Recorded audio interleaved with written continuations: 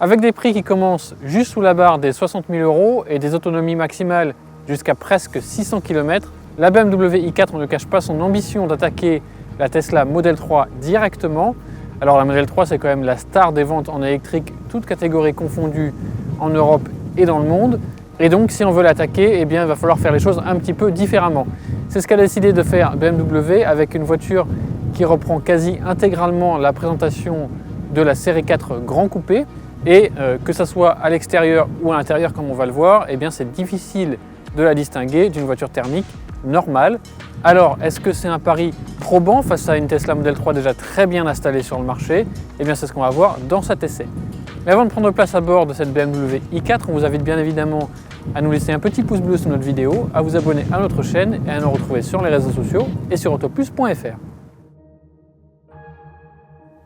Alors à bord de cette BMW i4, on est ici équipé d'une finition M Sport qui se reconnaît notamment à ses sièges baquets spécifiques et qui est donc assez haut de gamme sans rentrer non plus dans la i4 M50, la version sportive développée par la division M de BMW. Alors à l'intérieur de cette i4, on a du très bon et du un peu moins bon. On va commencer par le très bon. En fait, la présentation se calque presque intégralement sur la série 4 thermique, à part ce bandeau d'écran qui est assez impressionnant et qui est en plus incurvé vers le conducteur, donc très lisible, très personnalisable, il n'y a vraiment rien à dire là-dessus. On a aussi un grand affichage tête haute qui est assez impressionnant puisqu'il reprend notamment le GPS avec la carte quasi intégralement.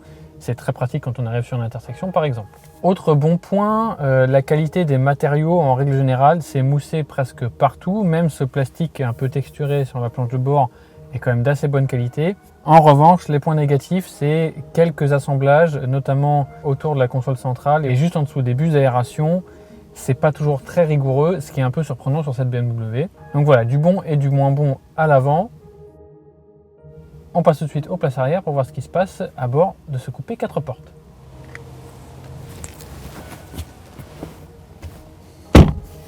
Alors on l'a dit, cette i4, elle reprend quasi intégralement la plateforme de la série 4 classique.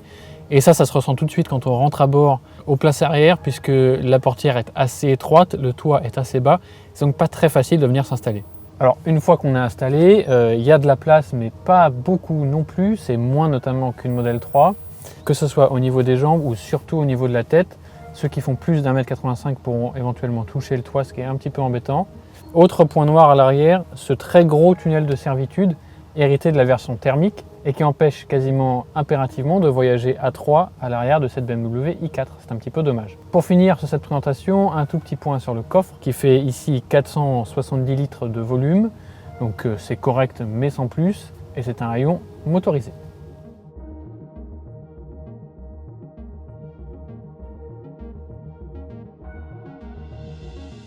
Alors au volant de cette BMW i4, on va commencer par faire un petit point technique. Ici on est à bord de la version eDrive 40, donc avec la plus petite motorisation proposée pour l'instant, qui fait 340 chevaux avec une batterie de 81 kWh et une autonomie WLTP annoncée à 590 km. Alors nous, dans la vraie vie, encore une fois, là il fait un petit peu froid. Et dans ces conditions, on n'espérait vraiment pas une autonomie supérieure aux 500 km, mais ça reste quand même largement suffisant, d'autant que cette BMW i4, elle peut recharger jusqu'à un tout petit peu plus de 200 kW sur une borne Ionity, ce qui permet de faire le plein complet de la batterie en une grosse quarantaine de minutes. Donc pour voyager, a priori, pas vraiment de soucis de ce côté-là.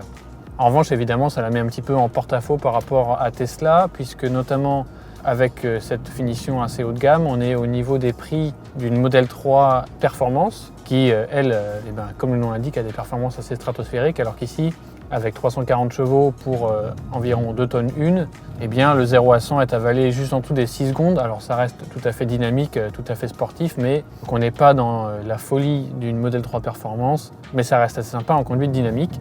Et d'ailleurs, petit point sur le comportement, on est vraiment ici au volant d'une vraie BMW, puisqu'on a une propulsion, on a un châssis qui se comporte très bien en conduite assez dynamique, malgré encore une fois le poids assez élevé. Les suspensions remontent pas mal d'informations, ce qui n'est pas toujours le cas de la direction, mais ça c'est malheureusement le cas sur beaucoup de voitures modernes. C'est vraiment beaucoup plus probant et beaucoup plus ludique à conduire qu'une Model 3, toute performance soit-elle. Le seul souci, c'est qu'au niveau des performances, on est plutôt aligné avec la Model 3 grande autonomie, mais qu'au niveau des tarifs, on est plutôt aligné avec la Model 3 Performance. Donc là, il y a quand même un décalage de prix qui s'explique en partie par l'image BMW et par cette ambiance premium à l'intérieur, mais dont Tesla n'est aujourd'hui plus très loin en termes de qualité de finition, surtout que, on l'a vu, cette BMW n'est pas parfaite non plus.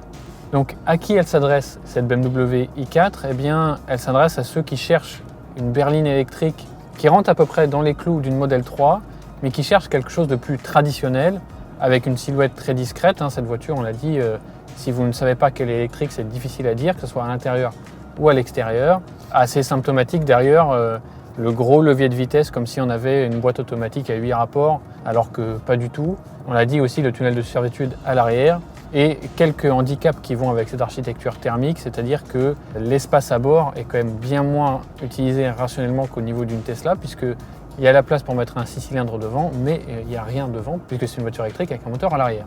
Mais malgré ses défauts, cette BMW i4, elle reste quand même assez homogène et assez convaincante. Même si on n'atteint pas les 590 km d'autonomie annoncée, autour de 500 km, ça reste très largement suffisant dans la vie de tous les jours. Et on a un châssis qui est assez joueur et une voiture qui est très homogène. Donc sans dépasser une Tesla Model 3 sur tous les points, elle reste une proposition alternative crédible si vous cherchez quelque chose d'un peu moins futuriste.